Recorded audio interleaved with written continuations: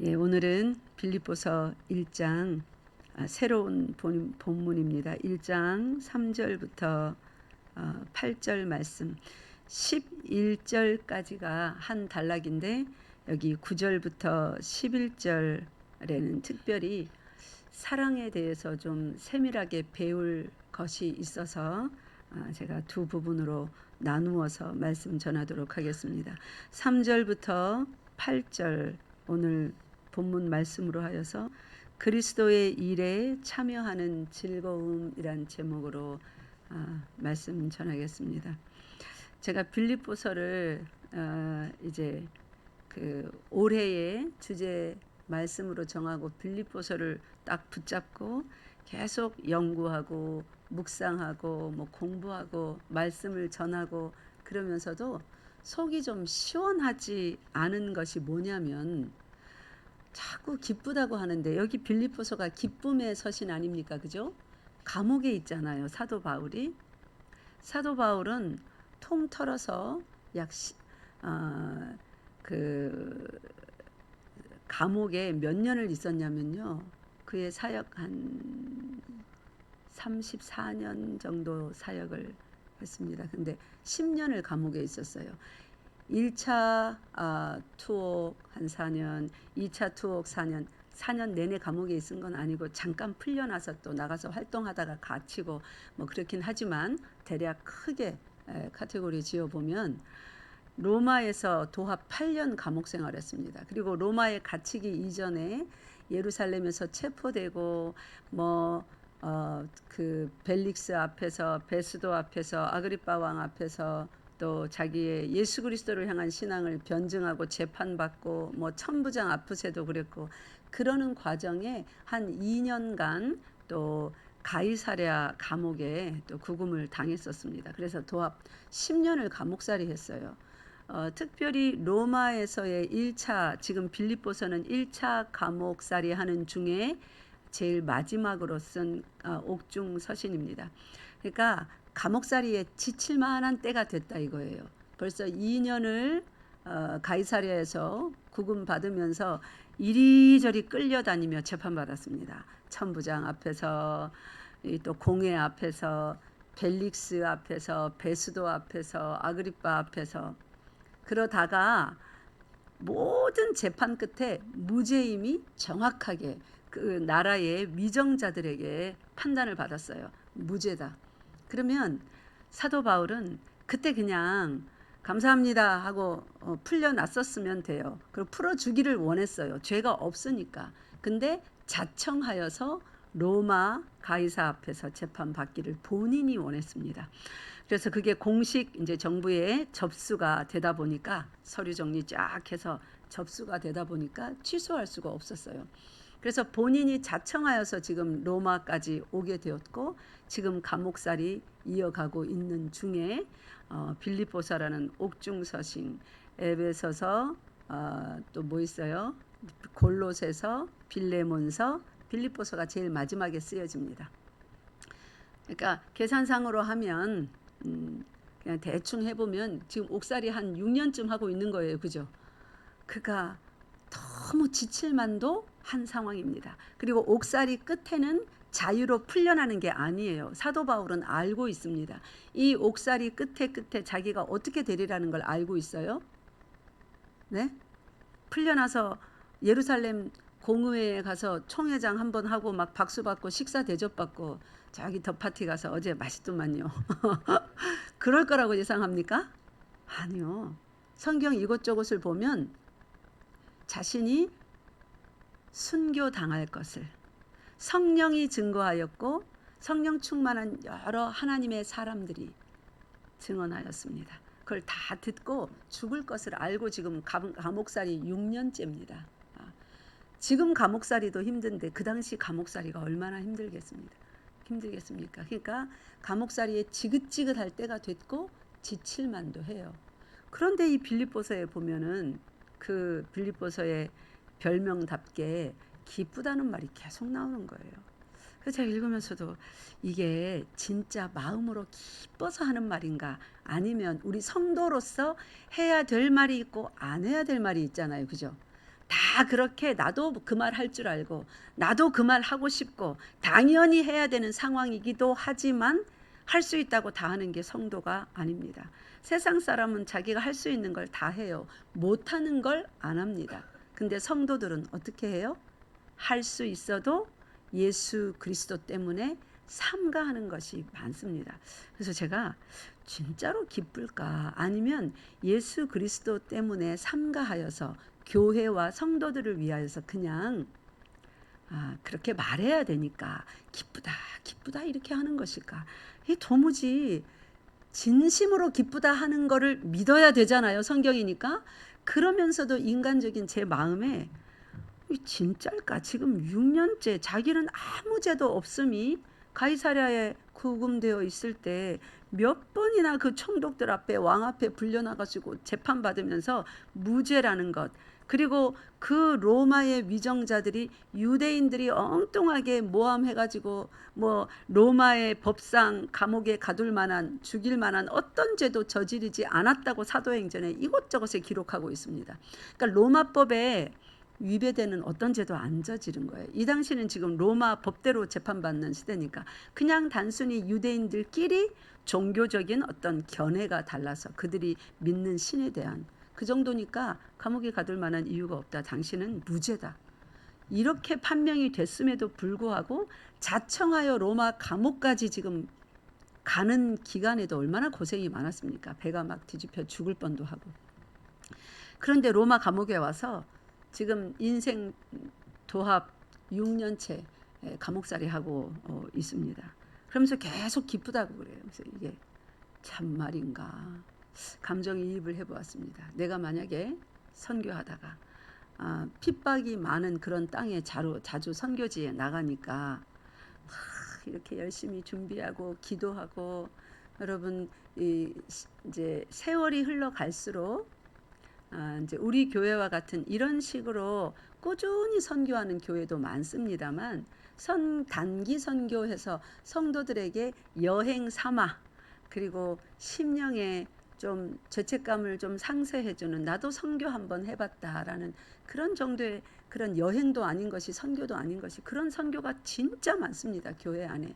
근데 이렇게 어떤 지역을 한번 시작한 이후로 우리가 교회가 뭐 돈이 많습니까? 성도가 많습니까? 감당할 수 없어요. 겉으로 보기에 재정 상태로 보기에. 그러나 믿음으로 끝까지 책임지며 매년 꾸준히 찾아가서 돌보고 함께 기도하고 함께 울고 하는 이런 선교를 하는 것이 쉽지 않습니다.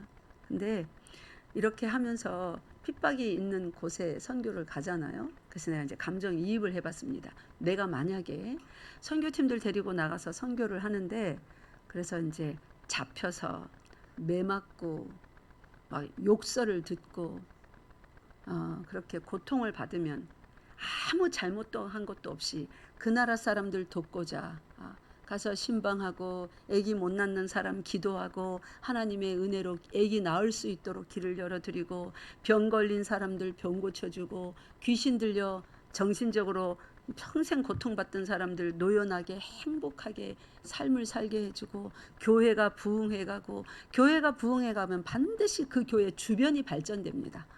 깨끗하게 길부터 사람들부터 정리정돈이 돼요.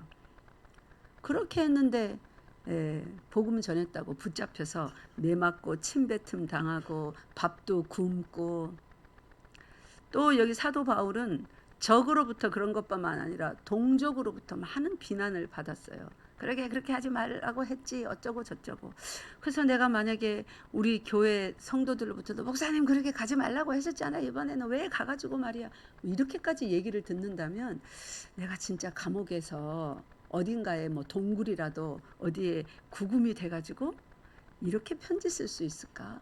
내가 생각할 때마다 기쁘다. 뭐 어떻게 할 때마다 너무 기쁘다. 예수께서 시작하신 그 일을 끝까지 완성할 줄을 내가 확신한다. 내가 예수 그리스도의 고난에 동참하고 그 일에 참여함으로 너무 기쁘다. 내가 이거를 가식이 아니라 그렇게 말해야 되니까 목사니까 그런 일도 있다는 것을 알았으니까 지식으로 알고 배웠고 목사로서 그렇게 해야 되는 말을 하는 것일까? 아니면 진짜로 기뻐서 내가 이렇게 성도들한테 편지 쓸 수 있을까? 갈수록 모르겠는 거예요. 도대체 이 기쁨이 무엇인가? 사도 바울은 지금 6년차 감옥살이 하면서, 그리고 감옥에 갇히는 이 기간 동안 맨날 이 묶여가지고 사슬에 묶여서 끌려다녔잖아요. 그죠?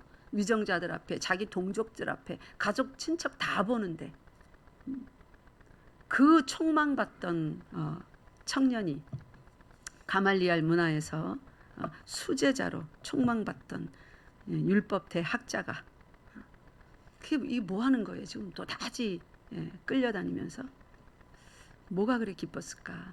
그 기쁨의 속에 진짜 그 엔진이 무엇인가? 여러분, 무엇이었을까요? 무엇이었을까? 제가 지난 한 주간은 제 인생 전체에서 잊을 수 없는 한 주간을 보낸 것 같아요. 뭐 2주간, 3주간. 선교를 2주간 갔다 와서 금요일 날 돌아오자마자 토요일 날 열방 한빛교회 설립 예배 갔습니다. 그죠?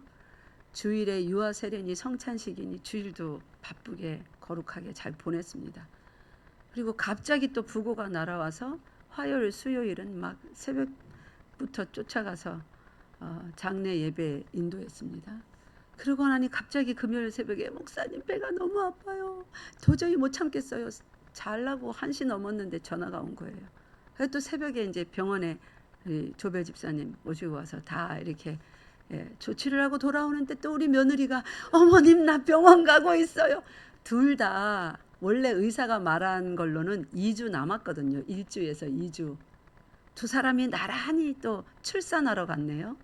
그리고 나서 어제는 또 우리 결혼식을 했지 않습니까? 여러분, 한 주간에 인생의 모든 가장 중요한 예식, 장례, 출산, 결혼, 그걸 그냥 경험이 아니고 제가 주도해서 인도하는 그런 일을 했습니다. 그런 걸 누가 몇 번이나 겪을 수 있을까요? 이거는 굉장히 희귀한 일입니다. 그래서 제가 바쁘다 이게 아니라 하나님께서 내게 주시는 내 목회 여정에 기억하라고 주시는 선명한 메시지가 있다. 사실 제가 부고를 받았을 때는 막 이랬어요. 너무 힘든 거예요. 피곤이 극에 달아 이제 주일을 지내고 월요일 날 좀 쉬어볼까 했더니 좀 쉼이 아직 월요일은 못 쉬었습니다. 또 핸드폰이 금요일부터 고장나서 고치러 또 저 부산까지 가야 되네요. 거기 가서 몇 시간을 그 추운 날에 버티고 집에 돌아와서 잠 좀 자볼까 하고 잠깐 졸았다가 화요일 날 일어났더니 이제 부고가 날아온 거예요. 그래서 제가 참으로 심적으로 부담감을 가지며 하필 왜 이때에 그러면서 이제 일주일 내내 이런저런 일들 속에서 내게 주시는 메시지가 뭘까?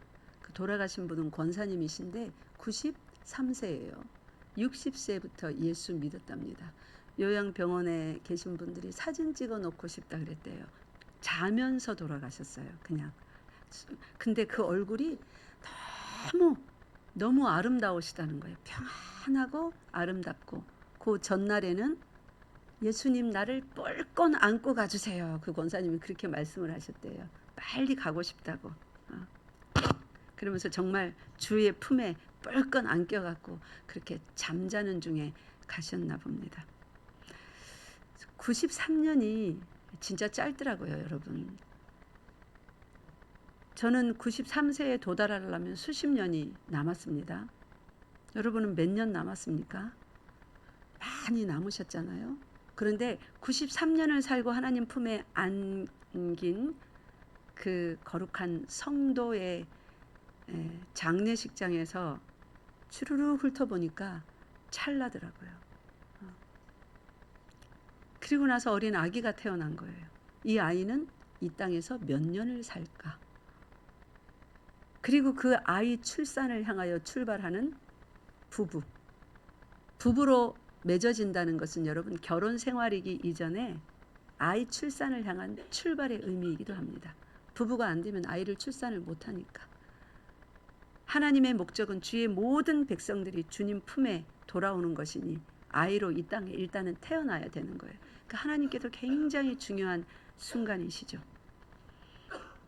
그런 기념비적인 어떤 순간들을 우리 일생을 보내면서 우리는 많은 시간을 감사와 기쁨보다는 어떠하다는 이유로 불평과 눈물과 원망과 비난과 판단, 그런 것이 3분의 2가 아니라 5분의 4는 되는 것 같아요. 한 10% 감사, 기쁨으로 살라나요? 한 10%, 20%? 인생의 80%는 누구를 향한 원망, 그 어떤 상황에 대한 불평, 그리고 아무리 잘해줘도 한 번 잘못하면 뭐가 되는 거예요? 그 잘못한 모든 것을 싹 잊어먹는, 그래서 그 하나의 잘못 때문에 모질게 공격을 받고 공격을 하는 그런 인생살이들을 우리가 살고 있습니다. 근데 사도 바울을 보세요. 사도 바울은 결혼도 안 했습니다. 예수님과 결혼한 사람이에요. 평생을 혼자 살면서 청년 시절에 한 25, 6세 됐겠죠. 그가 부름 받았을 때, 다메섹에서 예수 그리스도를 만났을 때, 그리고 58세에 목배임을 당하여 죽습니다. 십자가형을 베드로같이 받았어야 되는데 그 로마 시민권자이기 때문에, 로마 시민권자들은 십자가에 매달지 않거든요. 그 당시 법이. 그래서 아마 목배임을 받은 것 같아요. 그가 그렇게 모진 인생을 살고 죽었습니다. 제가 이런 모든 인생의 장래, 출산, 결혼을 한 주간에 쭉 지내고 그 전 주간에는 가서 막 복음 전하고 또 교회가 하나 설립되고 이런 일을 한꺼번에 왕창 단기간에 아주 임팩트하게 겪으면서 선명하게, 그 이전에 알았던 것이지만 더 선명하게 눈에 본 듯이 손에 잡힌 듯이 깨닫게 된 것이 뭐냐면, 말이 그런 게 아니라 여러분 진짜로요, 우리 인생에서 가장 귀한 일이 뭐냐면 영원한 생명이신 하나님과 관계된 일 아니면 그 죽음의 순간에 가치 있게 남겨지는 일이 아무것도 없더라고요. 숨을 거둔 그분 앞에 서고 보니까 뭐 양력을 이제 쭉 들었어요. 근데 다 허무한 거예요. 다 지나간 거예요. 그분이 얼마나 큰 업적을 이루었건 말건, 사회적인 어떤 명성을 얻었건 말건, 그것이 무슨 소용입니까? 그 인생에 그냥 다 지나가 버린 일이에요. 그런데 그 죽음의 순간에 있어서도 정말 소망이 되고 기쁨이 되고 즐겁기까지 한 일이 있더라고요. 그 일이 뭡니까? 고린도후서 4장인가에 보면 죽을 것이 생명의 삼킴바 되었다라는 말씀이 있습니다. 장례 예배 드리면서 전한 말씀인데, 이 육신을 장막에 비유하면서 육신 장막이 무너지는 그 순간을 어떻게 표현하냐면, 죽을 것이 생명의 어떻게 됐다고요? 삼킴바. 세상 사람들은 죽음이 끝이라고 생각합니다. 무지한 거죠. 지식이 없는 거죠. 죽음이 끝이 아닙니다. 이제 그때부터 진짜 쇼타임입니다. 리얼타임입니다. 진짜로 영원 세가가 펼쳐지는데, 영원히 극악한 고통과 공포 가운데로 나가 떨어질지 영원한 행복과 즐거움과 만족과 평강의 나라로 들어갈 것인지, 진짜 시간인데 죽는 사람은 죽음이 끝이구나 모르는 말씀요. 그 죽음 때문에, 죽음이 끝으로 끝나는 그 사람들의 죽음 때문에 영원한 죽음으로 떨어지고, 죽을 것이 생명의 삼킴바 되는 그 승리의 순간으로 막 생을 마감하는 그들의 믿음으로 인하여 영원한 생명의 나라로 옮겨지는 것입니다. 믿습니까? 그래서 그 고인의 양력을 들으면서 보니까 예수 그리스도와 관계되었던 것이 아니면 아무것도 가치가 없는 일이더라고요. 여러분 인생을 지금까지 쭉 살아왔습니다. 뭐 사업도 해보셨고, 직장에 출근도 해보셨고, 어떤 많은 꿈도 꾸어서 시도도 해보셨고, 학교에서 1등도 해봤고, 꼴등도 해봤고, 반장도 해봤고, 반장 못 해보기도 해봤고, 못 해보는 것도 해보는 겁니다. 뭐 지역사회에서 제법 어깨 뭐 폼 잡고 뭐 한가락 해보기도 했고 아무것도 못한 채 사는 그런 삶도 해봤고 뭐 다 다양하게 해봤을 것입니다. 그 중에 여러분이 생명을 거둘 때 내가 참 잘했다. 숨이 끊어지는 그 순간에도 소망으로 기쁨으로 즐거움으로 가치 있는 것으로 남겨질 것이 무엇이 있겠습니까? 예수 그리스도. 여러분의 생명을 참된 생명의 나라로 다시 이끌어서 이제 영원한 삶을 살게 하실 예수 그리스도밖에 없는 것입니다. 믿습니까? 그래서 며칠 전에 태어난 두 아기도 복된 거예요. 생명을 향하여서 태어났거든요. 예수 그리스도 안에 있지 않은 사람은 세상에 태어나는 그 순간부터 째깍째깍째깍 카운트다운이에요. 뭘 향해서요? 죽음을 향해서요. 소망 없는 인생입니다. 죽으면 끝이고 그 끝이 영원한 사망으로 그들을 친절하게 안내할 것입니다. 지옥의 삶으로. 사도 바울은 그 전에 소망 없는 자였습니다. 많은 것에 속임받았던 자기 지식, 자기 경험에 충만했던 사람입니다. 그가 그렇게 깜깜한 데 살았는데 자기만 그렇다는 걸 모르는 거예요. 자기는 자기 자신을 어떻게 알았어요? 율법의 의로는 흠이 없다고. 이거보다 불쌍한 사람이 있겠습니까? 자기와 자기 자신에 대해서 모르는 거. 어떤 제가 얼마 전에 영화를 봤는데 얼마나 불쌍한 사람이냐면 어떤 사고로 인해서 세상의 모든 지식을 다 가지게 됐어요. 언어, 예술, 어떤 역사, 과학. 그래서 이 사람은요, 피아노가 있으면 피아노 배워본 적도 없는 사람인데 가서 딱 앉혀놓으면 피아노 칩니다. 바이올린 쥐어주면 멋들어지게 켭니다. 외국 사람 만나면요, 즉시 그 사람과 대화합니다. 제가 깜짝 놀라요. 내가 왜 이러지? 모든 지식, 모든 탤런트를 싹 다 가지게 됐어요. 여러분 얼마나 좋을까요? 그죠? 좋겠죠? 여러분 그렇게 되고 싶습니까? 근데 한 가지 단점이 있어요. 싹 다 가졌는데 자기 자신이 누구인지 이름조차 모릅니다. 나이가 몇 살인지, 이름이 뭔지, 부모가 누군지, 어느 집안 사람인지 전혀 모르는 사람입니다. 이 사람의 삶은 어떤 삶일까요? 그래도 좋을까요? 세상의 모든 지식을 다 가졌으니까 뭔가를 해볼 수 있을까요? 아니요.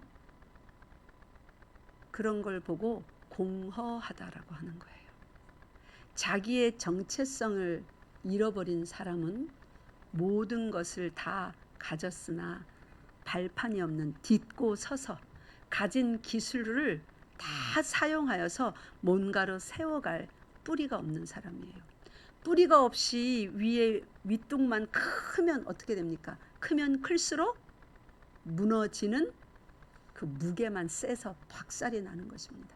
그래서 이 사람이 처음에는 막 좋다가 자기가 누군지 몰라서 고통스러워하며 자기가 가진 모든 기술을 지식을 다해서 자기가 누구인지를 찾아가는 뭐 그런 영화였습니다. 반대로 생각해 봅시다. 세상에서 무지랭이라고 하는 사람 아무것도 몰라요. 지식이 없습니다.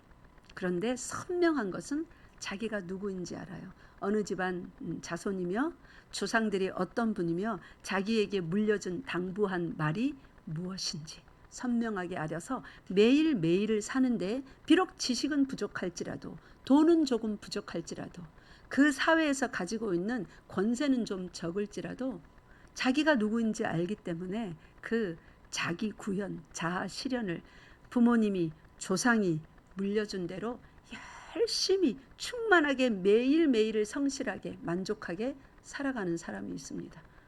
자, 이 두 사람을 비교해 보세요. 누가 과연 행복한 사람입니까? 많이 가졌다고 행복한 사람이 아닙니다. 사도 바울이 두 번째 유형의 사람입니다. 사도 바울은 예수님을 만나기 전에는 모든 지식을 다 가졌어요. 권세를 다 가졌어요. 총방받는 20대 청년으로서 예수 그리스도는 이단이다. 그를 따르는 모든 자는 다 이단이다 하며 죽이는 일에 과담했었습니다.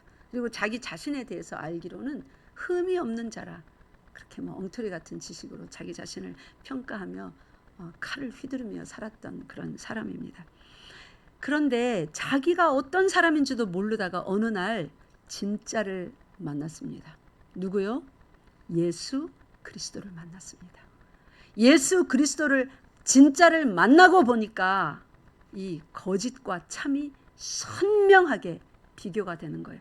얼마나 그동안 거짓된 삶을 살고 잘못 살았는지를 드디어 깨닫게 되었습니다. 그래서 이 사도 바울은 이제 그때부터 시작하여서, 자 보세요. 자기가 부름 받았을 때 사도행전 9장을 한번 펴보세요. 사도행전 9장 15절 보세요. 아나니아라는 선지자에게 이제 안수를 받고 어두웠던 이제 맹인이 되었던 그 눈이 다시 보게 됩니다. 그리고는 그런 이런 사명을 받습니다. 15절, 9장 15절 시작. 주께서 이르시되 가라, 이 사람은 내 이름을 이방인과 임금들과 이스라엘 자손들에게 전하기 위하여 택한 나의 그릇이라. 아멘. 이 사도 이제 바울, 사울이 사도 바울로서의 삶을 살아가는데 어떤 하나님의 도구로 사용받는데요? 예수 그리스도의 이름을 이방인과 임금들과 이스라엘 자손들에게 전하기 위하여서. 첫 번째로는 이방인들, 임금들, 그리고 이스라엘 자손들. 그러니까 사도 바울이 보세요. 자기의 사명에 충실했던 사람입니다. 뭐 때문에 하나님께서 자기를 구원하셨고 불렀는지. 첫 번째는 예수 그리스도의 사랑입니다. 사랑해서 불렀습니다. 불러서 그 수많은 죄를 용서하시고 그 다음에 그에게 우리 모두는 하나님께 그렇게 구원을 받은 사람이에요. 사랑을 받은 사람이에요. 그리고 우리 각자는 사명을 받았습니다. 동일한 사명이 사도 바울에게 주셨던 그런 사명, 사도행전 마태복음 28장에 있는 모든 민족을 제자 삼는 동일한 사명을 받았습니다. 근데 사울에게 명확하게 말씀하셨어요. 이방인과 누구요? 임금들과. 그래서 사도 바울은 자신이 무죄인가 유죄인가 그런 거에 관심이 없었습니다. 세상 사람들이 유죄라 한들 무죄라 한들 그게 얼만큼 불명예며 또 얼만큼 명예가 되겠습니까? 그런 거에 관심 없었습니다. 사도 바울은 예수님 만난 이후로 예수 그리스도께서 자신에게 무엇을 원하시는가? 그리스도의 원수로 살다가 십자가의 원수로 살다가 이제는 그리스도의 영광을 위하여 사는, 영광을 위하여 사는데 그리스도가 너무 좋아서 너무 그 은혜가 귀하여서 참인지 거짓인지 무엇인지 분간하지 못하고 살던 그를 무엇이 진리인지 인생이 어느 길로 살아야 제대로 사는 것이며 진짜 생명의 길인지 깨닫게 해주신 그 은혜, 그 길로 인도해 주신 그 은혜가 너무 감사하여서 그리스도의 고난에 동참하는 것을 원하기까지 하였습니다. 그래서 그는 이제 사도행전 9장에서 말씀하신 그 이방인의 사도, 임금들에게도 복음을 전하는, 그러니까 그의 갈 길은 명확한 거예요. 임금들을 될 수 있으면 많이 만나야 됩니다. 이제 유대인들이 그를 잡았습니다. 유대인들에게 죽이는 권한이 없으니 그 당시 그들의 총독, 첫 번째는 천부장. 그때 그 예루살렘 가이사라 뭐 그 등지에 로마의 점령을 받은 그 등지에 천부장이 1000명을 다스리는 천부장이 여러 명 있었습니다. 그 중에 한 천부장 앞에서 또 변론합니다. 유대인들이 잡아가니까 이제 그 사람이 천부장이 권한이 있죠. 잡아 가두는. 그리고 왕 앞에 총독 앞에 데리고 가서 재판을 받게 해야 됩니다. 그런데 사도 바울은 내가 잡혔다. 이거 어떻게 하면 좋아. 나 죽으면 어떡하지. 내가 복음 전해야 되는데 그런 게 아니라 명확하게 알았어요. 이방인들과 누구에게 복음을 전해야 돼요? 임금들에게. 총독도 그 당시 왕이라고 불렀거든요. 그 분봉 왕들. 내가 왕들에게 복음을 전하려면 어떻게 해야 되겠는가? 나에게 로마 시민권이 있구나. 로마 시민권이 있으니 내가 최종적으로는 어디까지 가는 거예요? 로마. 그 당시 그 사도 바울이 죽을 때 네로 황제입니다. 그 핍박의 끝에 68년도쯤에 목베임을 당해 죽습니다. 같은 해에 베드로가 십자가형을 받아 거꾸로 달려서 죽습니다. 모두 로마 박해시대 그 끝에 죽음을 당하는 주의 사도들이었습니다. 그런데 이 바울의 심령 속에는 지금 풀려나나 안 풀려나나, 불명예인가 뭐 명예인가, 억울한가 안 억울한가, 이런 게 별로 문제가 되지 않습니다. 그는 사명에 투철한 사람이었어요. 생명을 사명을 위해서 바치기로, 위에서 부르신 그 표대를 향하여 나아가기로 작심한 사람이었습니다. 그래서 유대인들이 잡았을 때도, 감옥에 갇혔을 때도 총독 앞에서, 그래서 벨릭스, 베스도, 아그리빠, 최종적으로 아그리빠 왕 앞에서 또 재판받고 무죄다, 풀려날 수 있다 했는데, 아닙니다. 내가 저기 로마에 가서 황제 앞에 가서 상소하고 싶습니다. 무죄라고 풀어준다고 하는데도 예수께서 정해주신 그의 사명, 왕들 앞에서 복음을 전하는 그걸 잊지 않았습니다. 저도 목회하다가 참 유혹의 순간이 많습니다. 여러분도 신앙생활하면서 유혹의 순간이 많죠. 이렇게 하면 좀 더 수월한데 꼭 이렇게 해야 되나. 저도 그런 게 참 많습니다. 여러 사람의 말을 듣고 상황을 보니까요. 그럴 때마다 다시 얼른 돌아갑니다. 제일 처음에 하나님이 나를 어떻게 부르셨나. 하나님은 저를 이 자리에 많은 사람을 불러 모으라, 그런 걸로 부르지 않았어요. 내가 너를 설교자로 쓰리라. 설교자는 어떻게 해야 돼요? 하나님의 말씀을 전하는 사람입니다. 그죠?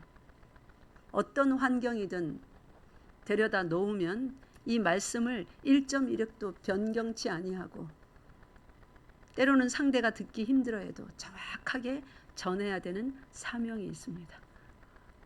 여러분 각자의 삶 속에서 기도하시면서 또 예배드리고 말씀드리면서 하나님이 어떻게 살라고 하시던가요? 여러분, 환경에 휩쓸리지 마세요. 사람들에게 휩쓸리지 마세요. 하나님께서 여러분 10년 가운데, 전사님 나가셔서 예배 시간에 핸드폰을 끌 수 있게 조금 도와드리세요. 여러 번 반복돼서. 여러분 10년 가운데 하나님께서 주신 감동들이 있을 거예요. 신앙생활은 어떻게 해야 되냐면, 사도 바울은 사도였을 뿐만 아니라 그도 성도였습니다. 성도는 다 무슨 생활을 해야 돼요? 신앙생활을 하는 겁니다. 믿을 신, 믿는 대로 바라볼, 앙모할 앙, 믿은 대로 바라보고 그거를 꾸준히 지켜나가는 거예요. 그걸 신앙생활이라고 합니다. 이제 세월이 갈수록, 마지막 때가 될수록 신앙생활을 하는 사람을 찾기가 힘들 겁니다. 교회 생활은 많이 해요. 교회 왔다 갔다, 이 교회 저 교회. 그런데 뭔가 하나님 앞에 받은 말씀, 감동을 붙잡고 끝까지 환경에 휩쓸리지 아니하고, 사람에 휩쓸리지 아니하고, 말에 휩쓸리지 아니하고, 내 주께 받은 은혜대로, 그 믿음대로 지켜나가는 이 신앙생활을 하는 사람들은 갈수록 보기가 힘들어지게 될 겁니다. 예수님이 그렇게 말씀하셨어요. 내가 올 때에 뭐를 보겠느냐? 믿음을 보겠느냐. 믿음을 지켜내는 것이 신앙생활입니다. 믿음 바대로 사랑하고 용서하고 인내하고 신뢰하고 교회를 튼튼히 세워가고. 그런데 마지막 때의 증상, 디모데후서 3장에 말한 것처럼 참으로 신앙생활이 힘든 시대가 와서 유혹이 잔뜩 우리를 둘러싸고 있습니다. 마치 마약처럼 먹으면 해롱해롱 되는 것. 제가 오늘 영화 얘기 하나 더 해드릴게요. 영화인데 진짜 제목이 직거리병이라는 영화가 있어요. 직거리는 우리 코로나 있잖아요. 코로나처럼 바이러스예요.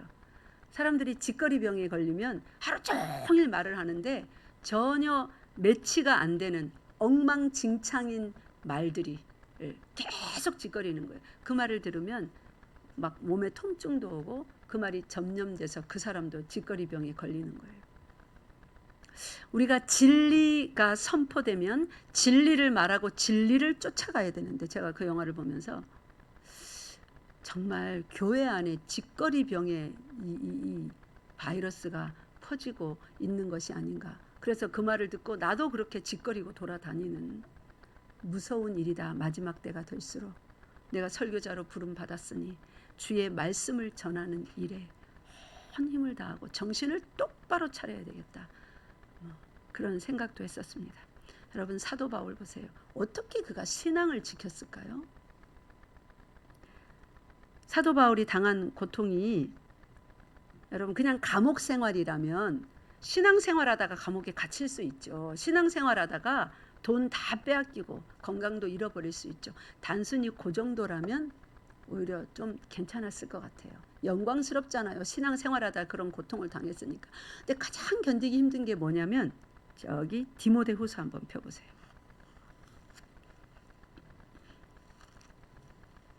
사도 바울은 첫 번째로 아시아에서 말씀을 전하기 시작했습니다. 디모데후서 1장 15절. 디모데후서는 여러분 아시다시피 이제 도합 10년간의 감옥 생활을 다 했다고 그랬잖아요. 그죠? 그 마지막 순간입니다. 그러니까 감옥 생활 제일 마지막 순간에 유언과 같이 디모데에게 남겨준 말인데, 이렇게 훌륭한 사도가, 일을 그렇게 많이 한 사도가 감옥 생활을 그렇게 많이 했으면 많은 성도들이 와서 위로하고 막 편지도 써서 격려하고 막 중보기도도 해주고 좀 그래야 되는 거 아닙니까? 근데 그의 수많은 감옥 생활 끝에 그 처지가 어떻게 됐는지 보세요. 디모데후서 1장 15절 시작. 아시아에 있는 모든 사람이 나를 버린 이 일을 내가 아나니 그 중에는 부겔로와 허모게네도 있느니라. 자신이 복음 전하고 세웠던, 이름까지 나올 정도면 제법 중직으로 일을 했던 사람들이겠죠. 감옥살이를 이렇게 옥고를 치르면서, 그럼에도 불구하고 감옥에서 수많은 서신서를 써서 또 교회들에 보내고 일깨우고 회개하도록 하고 격려하고 뭐 이런 일을 감옥에서도 했었습니다. 이렇게 사도 바울은 끊임없이 주의 일을 쉬지 않고 신실하게 신앙생활을 하는데, 점점 감옥 생활이 길어질수록 어떻게 해요? 자신이 복음 전했던 아시아에 있는, 여기 몇 사람이요? 모든 사람이. 그 다음에 4장, 디모데후서 4장 16절 보세요.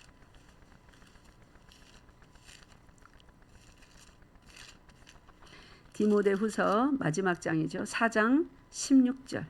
정말 마지막의 마지막입니다. 그 마지막 순간에 사도 바울이 뭐라고 적는가 보세요. 4장 16절 시작. 내가 처음 변명할 때에 나와 함께한 자가 하나도 없고 다 나를 버렸으나 그들에게 허물을 돌리지 않기를 원하노라. 처음 변명할 때에 사도 바울의 주변에 여러 사람들이 있었는데, 예수님께서 십자가에 달릴 때에 아무도 남지 않고 제자들이 다 떠나갔던 것처럼 자신들의 목숨도 위협당할까 봐 사도 바울도 마찬가지였어요. 예루살렘에서 잡혀서 처음 변명할 때 그 옆에 남아있는 사람은 다 도망가서 숨었어요. 베드로라도 좀 나와서 하면서 말해줄 수 있지 않습니까? 근데 하나님이 그러한 일을 허락하지 않았던 것 같습니다. 다른 사도들은 다 자신의 사역지에서 그 자신의 일을 하고 있었겠죠. 사도 바울이 변증하는 그 자리에 오지 못하고, 변명한다 이 말은, 내가 처음 변명할 때 이 말은 유대인들이 사도 바울을 이단으로 잡았습니다. 퍼뜨리지 못할 요상한 것을 퍼뜨려서 어렵게 한 이 사람은 죽어 마땅하다 하고 처음부터 고발할 때 살인 제목으로 고발을 합니다. 그런데 로마에서는 이제 조사해보고 우리 로마법에 의하면 살인할 만한 그런 죄를 짓지 않았다. 뭐 이제 그러면서 옥신각신이 됐었죠. 처음부터 변명할 때부터 자기의 죄 없음, 예수님을 어떻게 나는 믿는지 그것을 말했을 뿐이다 하면서 예수 그리스도에 대해서 변증할 때 아무도 함께한 자가 없고 다 사도 바울을 버렸다고 합니다. 이거는 그 사람들이 나빠서가 아니라 사도 바울을 향한 하나님의 뜻이었겠죠.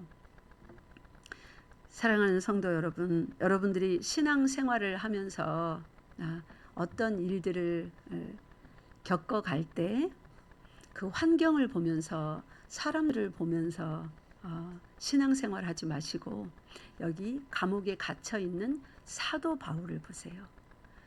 예수 그리스도를 바라보세요. 우리의 믿음의 뭐예요? 예? 믿음의 주인이시고 우리 믿음을 어떻게 하세요? 완전케 하시는. 아무리 좋은 사람이라도 옆에 친구가 여러분의 믿음을 완전케 해주지 못합니다. 오히려 흔드는 일이 많아요. 목사가 여러분의 믿음을 완전케 해주지 못합니다. 실컷 했는데 엉뚱한 소리 들어서 믿음이 막 흔들리고 확신이 흔들리고 그런 일에 쓰임받을 때가 많습니다. 사람은 나부터 시작해서 우리 모두가 그럴 때에 우리 모두가 서로를 끝까지 사랑하고 인내하고 용서하고 붙들어줄 수 있는 힘이 어디서 오냐면 예수 그리스도 그분에게서 오는 거예요. 그래서 교회는 예수님 빼고 우리끼리 형제님 자매님 아무리 친하게 지내봐야 소용없는 겁니다. 곧 싸늘한 계절이 그 친한 관계에도 불같이 떨어지거든요. 그래서 교회는 예수님 바라봐야 되는 것입니다.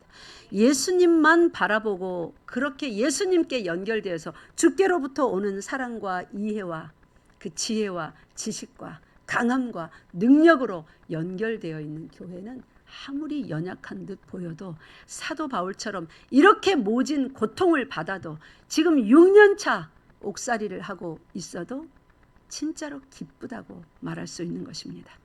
여기 3절 보세요. 내가 너희를 생각할 때마다 기쁘다고 합니다. 4절 보세요. 내가 너희를 위하여 간구할 때마다 기쁘다고 합니다. 그러면 이거를 가만히 여러분 묵상을 해보세요. 사도 바울이 지금 어떤 상태길래 때마다 이런 말을 많이 할까요? 사도 바울이 지금 안 기쁘다는 거예요. 슬프고 힘들고 어렵고 불안하고 초조하고 근심되는 일이 많다는 거예요. 그래서 누구를 생각하는 거예요? 빌립보 교인들. 그에게 유일하게 지금 위로를 주는 그 사람들을 생각하는 거예요. 그래서 제가 뒤를 돌아보니까 우리 교회에 어떤 분은 저에게 목사님 좀 그렇게 칭찬 좀 많이 하지 마세요. 너무 칭찬을 남발하니까 진짜 잘하는 줄 알잖아요. 그런 말을 들을 정도로 제가 막 칭찬을 아주 많이 해요. 근데 제가 뒤돌아보니까 힘들었더라고요. 제가 보니까 많이 힘들 때 집사님 볼 때마다 너무 좋아요. 힘나요. 이 말을 제가 많이 했더라고요. 그래서 제가 사도 바울의 심정을 깨달았어요. 내가 너희를 생각할 때마다 나의 하나님께 감사하며 지금 감사할 일이 많이 없는 거예요. 지금 감옥에서 너무 힘든 거예요. 그래서 누구를 생각하는 거예요? 빌립보 교인들. 끝까지 그를 돌보아주고 사람을 보내주고 쓸 물건들을 보내주고 헌금해주는 그들이 그렇게 좋은 거예요. 그들을 계속 생각하는 거예요. 생각할 때마다 힘이 되고 기쁨이 되니까. 여러분은 어떠세요? 힘든 일 많지 않으세요? 많죠. 힘든 일 너무 많을 때에 100% 힘들지 않을 겁니다. 여러분에게 위로가 되는 이름들이 있어요. 첫 번째로는 누구 이름입니까? 예수 그리스도. 예수 그리스도를 그래서 많이 생각하게 되는 거예요. 여러분 빌립보서 3장 히브리서 3장입니다. 히브리서가 작자 미장이지만 대부분의 많은 사람들이 히브리서도 사도 바울이 썼다고 생각합니다. 그 내용이나 문체를 봐서 이 사도 바울이 썼다고 가정하고 한번 봅시다. 히브리서 3장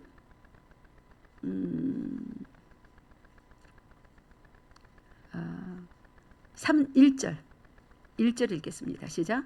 그러므로 함께 하늘의 부르심을 받은 거룩한 형제들아 우리가 믿는 도리의 사도이시며 대제사장이신 예수를 깊이 생각하라. 아멘. 여기 지금 사도 바울이 빌립보 성도들에게 내가 너희를 생각할 때마다 하나님께 감사한대요. 이들을 깊이 생각하는 거예요. 왜냐하면 너무 힘든 상황이니까.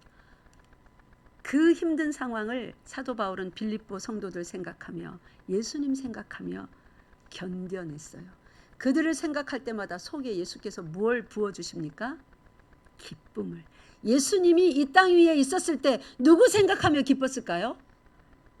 아무도 그를 기쁘게 하는 사람이 없었습니다. 베드로마저도 못 따라온다고 해도 아닙니다. 저는 따라갈 거예요. 왜 안 믿어주십니까? 쏙 터지는 소리만 했죠. 몇 시간 있으면 배반할 거면서 막 저주의 말을 날리면서 배반할 거면서 얼마나 속 터졌겠어요. 근데 예수 그리스도께서 이 땅에서 누구를 깊이 생각했을까요? 하나님을 깊이 생각했습니다. 십자가형을 받으시기 바로 몇 시간 전에 겟세마네 동산에서 기도할 때 땀이 핏방울이 돼서 떨어지도록 그런 심각한 고통과 두려움 속에 슬픔 속에 기도할 때 하나님 아버지를 깊이 생각하니 감당할 힘이 나는 거예요. 제가 이번 한 주간 지난주부터 막 일이 그냥 아주 이런 인생의 시간도 있구나. 인생의 각양 모든 예식을 다 치르면서 한 주간 만에 잠을 제가 하루에 우리 남편이 증인이에요. 맨날 밤샜습니다. 그 말씀 분량 다 준비하기 쉽습니까 여러분? 1시간 반 자고 2시간 자고 어떤 때는 꼴딱 새고 그리고 선교 갔다 와서 계속 그러고 지내는 거예요 지금. 근데 여러분이 보는 사람은 목사님 얼굴 좋으시네요. 건강하시네요. 맞아요. 얼굴도 좋고 건강합니다. 비결이 예수를 미치도록 피곤하고 힘드니까 깊이 생각할 수 있는 그 기회가 되더라고요. 내가 언제 이 정도로 예수를 깊이 생각했나 싶을 정도로.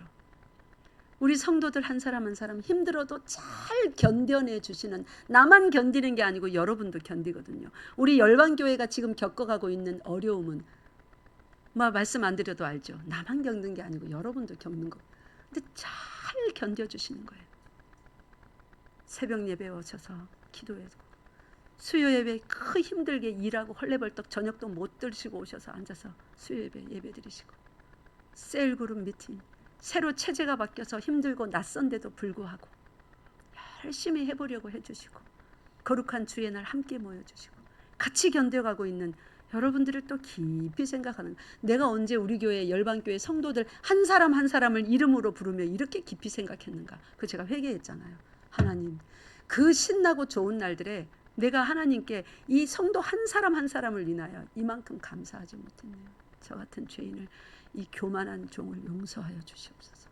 자, 이번 주에 은혜를 많이 받았지 뭡니까? 여러분 한 사람 한 사람의 이름이 내게 얼마나 소중한지, 같이 환난을 견뎌나가는, 교회를 세워나가는 그 중심에 누가 계신 거예요?